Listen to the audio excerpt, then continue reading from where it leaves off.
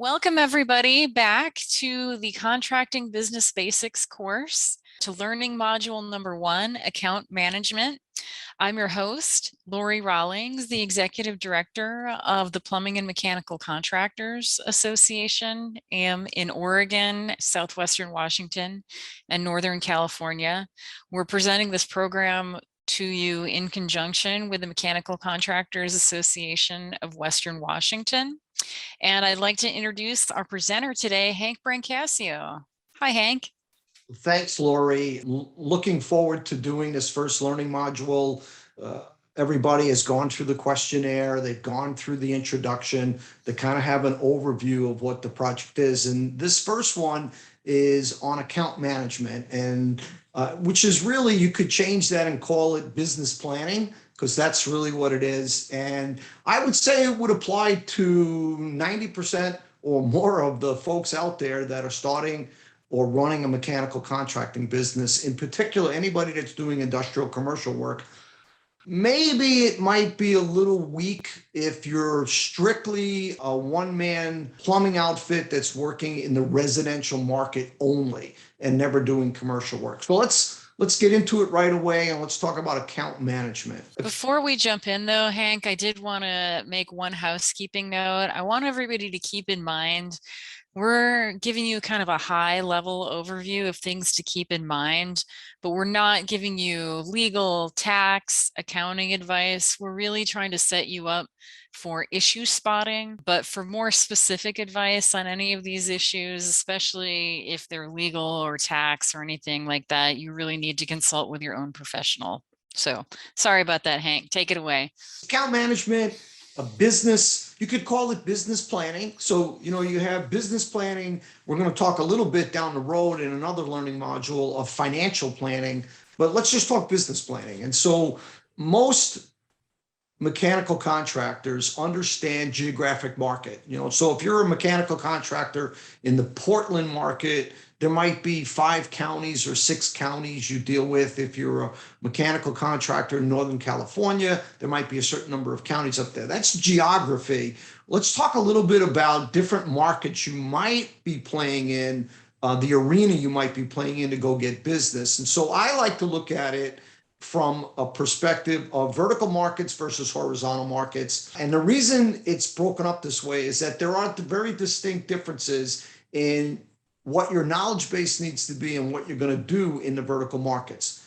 Calling on a large hospital, and hospitals tend to have very astute maintenance people. Their demands of mechanical systems tend to be some of the more stringent ones that you would see in most buildings. Compare that to commercial real estate, where somebody's putting up a 50,000 square foot building, and they may not even keep that building more than 5 years, and tends to be done a little bit around, I only want to invest a certain amount of money because I've got a certain pro forma that's going to generate so much revenue out of that building. So we're going to talk a little bit about vertical markets as well as horizontal markets. So across those vertical markets, you could be dealing with an owner, you could be dealing with a developer, or you could be dealing with a general contractor.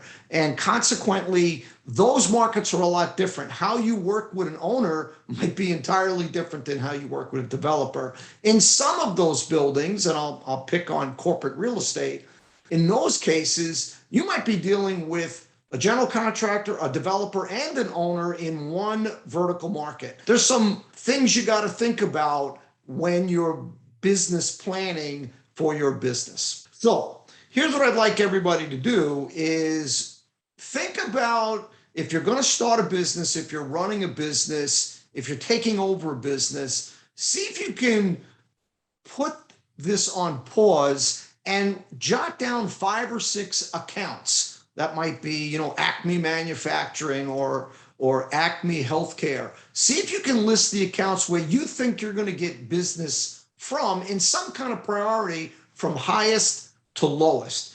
And take a pause, take 30 seconds to do that, to a minute, and then we'll hold on to that piece of paper, because we're gonna kind of see if we can figure this all out by the time we get done with this learning module. Okay, some objectives.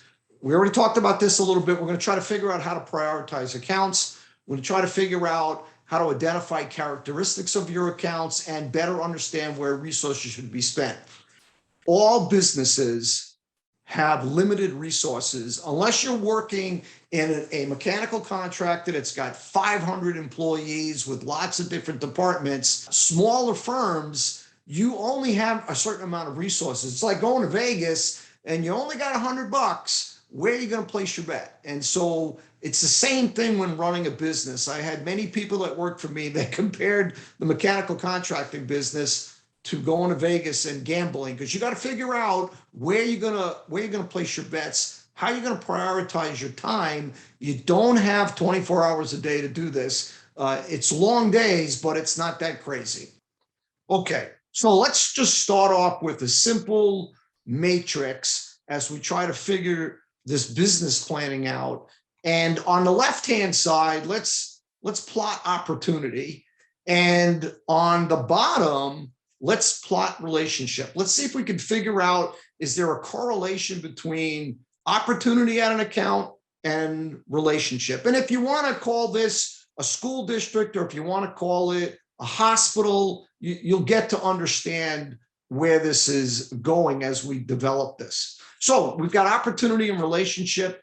Now let's look at, there are those accounts that have low opportunity, not much opportunity to get much work out of there. And there are some accounts that you'll know of that, wow, I can get a lot of business out of this account. There's an opportunity there. Maybe it's an account you're familiar with. Maybe it's a big college campus where they're always doing work there. Maybe it's a municipal building owned by a county where they're always doing work there. So high opportunity or low opportunity. As we look at relationships now, there are those accounts where you may not have any relationship with the people that run that building or are involved with that building. On the other hand, you might have a hospital that you have done a lot of work in over the last 20 years, and you have a strong relationship there, or you think you have a strong relationship there. Maybe you know an executive there. Maybe you know the director of facilities there. And so let's start to kind of take these accounts that you deal with in your market and try to figure out, where do I fit with these accounts? You know, is there a lot of opportunity there? Where do I place my bet? And this can be done for any market, any account, any department within your business. So Hank, if I'm just starting out, I mean, how exactly do I go about determining what's a high opportunity versus a low opportunity? Well, Laurie, that's a great segue into this slide, because now we're Great. going to talk about, that was perfect. So now we're going to talk about what I consider high opportunity and a strong relationship. So there's some characteristics of each one of those boxes on that matrix. And so let's just look at this one, because this tends to be, I do this first, this tends to be easy to understand. High opportunity, strong relationship. So I'm getting business every year. The problem with the construction business, not necessarily the service business, but the construction business, it can get skewed because you could win a big project at the facility and go, wow, look how much business I got. Well, the next year you may not get any work there. So some of the things I look at for high opportunity, strong relationship is, am I getting work all the time? Is it representing greater than 5% of my yearly install business? That's important to understand, and it'll come back later. Are they giving me last look on projects? So even when I'm not low, are they saying, hey, if you can get to this number, you can have the work? Am I negotiating work there? Am I in a non-competitive situation where they're like, hey, come on in here, we're having a problem with our heating system or our cooling system or our plumbing system, and we need this work, we need it done right away, we're not going out for competitive bids, give me a fair price and you can have the work. And so very easy to understand. I think most people can grasp this high opportunity, strong relationship. So these are very specific characteristics of that. Some more characteristics of that: you're getting a lot of requests to do work in that building, you're the preferred plumber in that building, and multiple points of contact. So this last item is important to understand, because a lot of times you may have a great relationship with a lead maintenance man, but you may not have a good relationship with the director of facilities, or you may not have a good relationship with the vice president of facilities. So understanding that having a great relationship with the maintenance manager, that's good. That's better than nothing. But guess what? He can be overridden real easily above him. So always something to think about. If you really, really have a strong relationship there, do you have a strong relationship up and down the organization? So if I do have a strong relationship with, say, somebody at a lower level, how would I go about developing a stronger relationship with somebody who is kind of at a higher level of decision-making authority? Well, I think one thing is if you're already into the organization, deeply into the maintenance organization, but you don't have a very strong relationship, let's just pick on the director of facilities. So your relationship exists down at the maintenance level. Those are the guys that you're dealing with on a day-to-day basis, but you don't have a relationship with the person who really kind of makes a lot of decisions in the facility itself. You got to make an effort to go meet that person. If you can get out to lunch with that person or out to breakfast with that person, you got to start to build a relationship with that person. And so maybe that person you do have a strong relationship can sponsor you to meet that person, or maybe go to lunch with that person. Now, it might also be that maybe you bring in pizzas for the maintenance department. And that's a good way that, like, well, who brought the pizzas in? Well, Bob from Acme Mechanical brought the pizzas in. And so that's another way to start to meet other people in the organization. If you're running a business, the day of just being out in the field doing quality plumbing work or quality steam fitting work, those days are gone. And you need to build relationships within the organization to continue to get work and get a lot of work over time.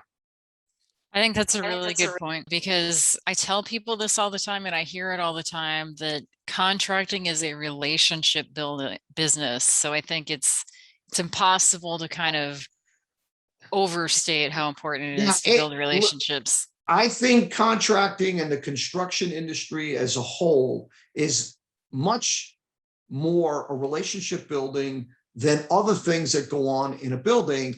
And you can use this term. It's a great term. I was taught this term a long time ago. Friends work with friends. You want to build a relationship to the point where your customers are your friends. And if they're your friends, they're going to work with friends. And so I think doing that helps strengthen that relationship and last a lot longer than 1 year of business. I always said I was in it for the long haul. Can I get business today? Can I get business next year? Can I get business 5 years from now? Can I get business 10 years from now? And you got to understand something, Lori, that with all organizational structures, even hospitals and school districts and college campuses, the people running these places change all the time. It's not like the person who's running the business today, that college campus, is going to be there 20 years from now. He might be, but he also might change 3 times in the next 10 years. And so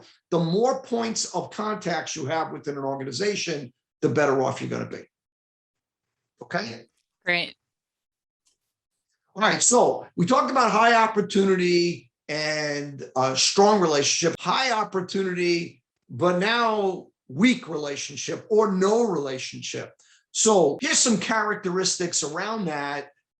To get work, you got to be low, which is fine in some cases, but you don't want to always be in that situation. Obviously, if you're doing a lot of public work, you got to be low. But if you're doing private work, you don't necessarily have to be low. You want to get to the point where I can get to work even if I'm competitive. So you don't get invited for all the bids. You need to be low. Common customers. Work is not repeatable yearly. 1 year you did a lot of work and then you haven't had any work for the next 2 years. Small percentage of your yearly install business.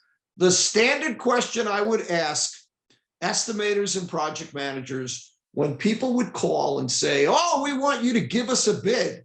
And I'd be like, "We've never bid work at this facility for the past 5 years. Why are we so lucky? Why are we so lucky to be asked to bid?" Well, it could be they've already got some contractor lined up to do the work and they need a check price or they need another price. So there might be a lot of opportunity there, but our relationship isn't very good with that customer.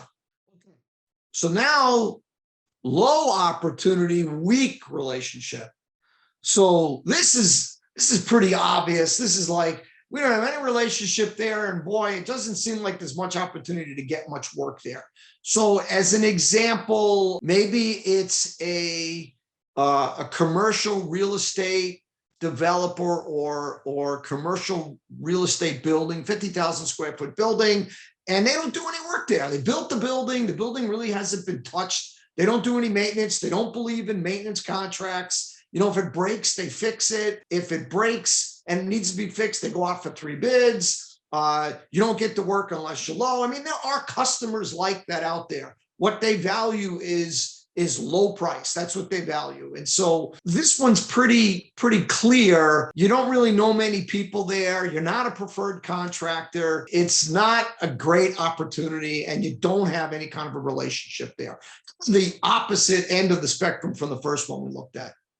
Here's one that a lot of people, a lot of mechanical contractor, project managers, estimators, salespeople kind of gravitate to. So these are, I got a great relationship with this customer, but I never get any work from them, or I don't get much work from them. And so this is very common in our industry. You've got this great relationship, which is good, but you're not getting much work from them. And again, remember what I said at the beginning, it's where do you place your bets? Where do you put those resources? And although you don't want to walk away from this, you sure don't want to be taking this customer out to lunch 3 days a week, because guess what? You can spend all this money. And I've seen this where, you know, they're taking them to football games, they're taking them to basketball games, they're taking them to lunch. And at the end of the year, you look and you go, oh, we did $30,000 worth of work there. And so, so it's low opportunity, even though you've got a great relationship with them. You do negotiate some work, you get last look. These are some of the characteristics that you might see at an account like this.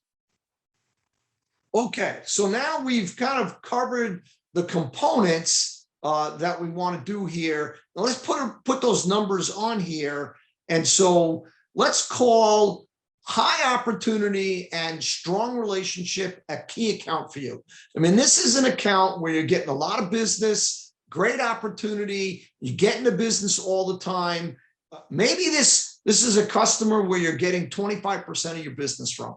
Key customer. Maybe it's a hospital, maybe it's a college campus, maybe it's a corporate real estate. Doesn't matter what it is. And it doesn't matter if you're a plumbing contractor or a pipe fitting contractor, it doesn't really matter. You can kind of sit down and plot this out with that.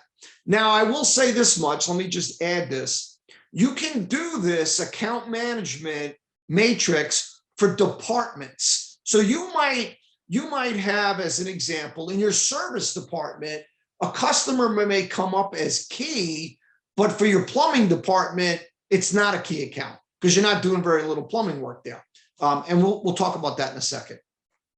Okay, so the opposite end of the spectrum, we did high and strong. Now we'll do low and weak. So we'll call this our maintained accounts. Well, we're not going to spend a lot of time there. Again, place your bets. Not going to spend much time there. We'll just kind of maintain contact with them because there's just not much of a relationship and there's not much of an opportunity. And you got to understand, if you're going to look at relationships and opportunity, you have to look at, you might say, well, why don't we try to build that relationship? Well, you could, except there's not much opportunity there as well. So you're never going to get much work there, even if you had a strong relationship. So now strong relationship, low opportunity. So this is one of those managed accounts. This is not an account that you take to every football game, every baseball game, every basketball game. This is not an account where you go to lunch with 3 times a week because there's just not enough opportunity. It's not an account to ignore, but it's not an account where you want to devote a ton of your resources to simply because you don't have a lot of resources. And if you're a one-man shop or a two-man shop, figure it out. You're busy. You're out in the field during the day doing work. You're back in the office in the afternoon doing estimates. The following morning, you're trying to collect on bills. You don't have a ton of time unless you want to work 40 hours a day. So you got to figure this out and map out where do you want to spend your time. If you're running a small business that's got a salesperson, and maybe you got 3 or 4 people out in the field or 5 people in the field, even more important to understand, where is that salesperson going? Where is that project manager going? Is he wasting his time and wasting your money involved with stuff that, you know what, this is never going to materialize into any amount of work? So target account. All right, this is the one that moves the meter of your business. So this is, I don't have a good relationship, but boy, they got a lot of opportunity. So here's a great example. Maybe there's a hospital in town that, boy, they're always doing work at. They're always doing service work. They're always doing construction projects. They're always doing additions, and you don't have much of a relationship. This is the account you want to figure out, can I get a relationship there? Can I turn this? Because if I can get a relationship there, if I can become one of their key contractors there, doesn't matter what it is, plumbing, pipe fitting, etc., all of a sudden now I can really start to move my needle in terms of revenue and business, because now I'm starting to get some work there and there's a great opportunity there. So now the trick with these is, can I do that? Can I strengthen that relationship there? Can I start to really put my time in there? You may find, as an owner of a business or a manager of a business, I want to start to devote some marketing time and face time with this customer to find out, can I do it? Now, listen, I will tell you, if you listed 10 targeted accounts in your geography, you may only be able to get into 2 of those accounts because your competitors are so tightly entwined in those accounts, or maybe the person who runs those buildings, they don't like you and they're never going to like you. And so you got to kind of figure that all out when you're doing this. And you want to give yourself a time frame. Like, I'm going to give it a shot for a year. And if a year goes by and I really put an effort into it, going to lunch, doing stuff with them, getting down there, meeting people in the facility. If after a year I've put all this time in and I'm still not getting any work, well, then maybe it's time to move on and go to the next target account. So remember that list we did at the beginning of this learning module? Now what I'd like you to do is, you don't have to pause it. Try to take your 5 or 6 accounts and see if you can fill them into these boxes. See where they can go. Maybe even if you have other people in your employment, have them independently of you, see if they can fill in what their key target maintained and managed accounts are, and then compare the list. This is a collaborative event that can be done in a business to figure out, where do we devote our time? Again, it's place your bets time, and you don't have a ton of resources, so you got to figure out, where am I going to put my time? Thank you very much, and we will see you on the next learning module. All right, great. Thanks so much, Hank. I learned a lot, and I hope everyone did too. Great. All right, we'll see you at the next learning module.